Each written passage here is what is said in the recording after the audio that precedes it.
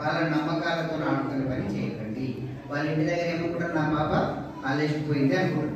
మీరు కూడా అట్లనే ఉండాలి. ఎందుకు చెప్తున్న ఈ విషయం అంటే రకరకాల ఇన్సిడెంట్లు బయట పిల్లలు చేసేటటువంటి ఆ చేష్టలు అవన్నీ చూస్తూ ఉన్నాం కాబట్టి చెప్పాల్సి వస్తుంది. జాగ్రత్త.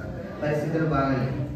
పరిస్థితులు ఏమాత్రం బయట మిమ్మల్ని ఎవరైనా పొగుడుతున్నారు, మీరు ఎవరైనా మిమ్మల్ని బాగా మెచ్చుకుంటున్నారంటే మీరు డేంజర్గా ఉన్నారని గుర్తుపెట్టుకోండి. అబ్బాయిలు మీకు ఒక మాట, హెయిర్ కట్ వల్లనో బైక్ బాగా స్పీడ్ నడపడం వలన మిమ్మల్ని గొప్పలు అనుకోరు. కింద పడితే మీ తల్లిదండ్రులు ఏమవుతారో ఆలోచించండి. వన్స్ నీ బాడీలో ఉన్న ఏ పార్ట్కైనా ఇబ్బంది అయితే, యాక్సిడెంట్ అయితే, నీవెవరికైనా కుదిరితే వాడికి ఏమైనా అయితే నీ ఫ్యూచర్ ఏంది, నీకేమైనా అయితే నీ ఫ్యూచర్ ఏంది, మీ ఇంటి ఫ్యూచర్ ఏంది. కాబట్టి నీవేదో బైక్ బాగా నడిపినంత మాత్రం మిమ్మల్ని గొప్పలు అన్నారు. కాబట్టి దాంట్లో కన్నా మంచి మార్కులు సంపాదించుకొని మీరందరూ కూడా అందరికీ మోడల్గా ఉండాలని రిక్వెస్ట్ చేస్తూ, మీ అందరికీ బ్రైట్ ఫ్యూచర్ ఉండాలని బ్లెస్ చేస్తూ తెలుగు తీసుకుంటున్నా. Thank you very much. అందరికీ ధన్యవాదాలు.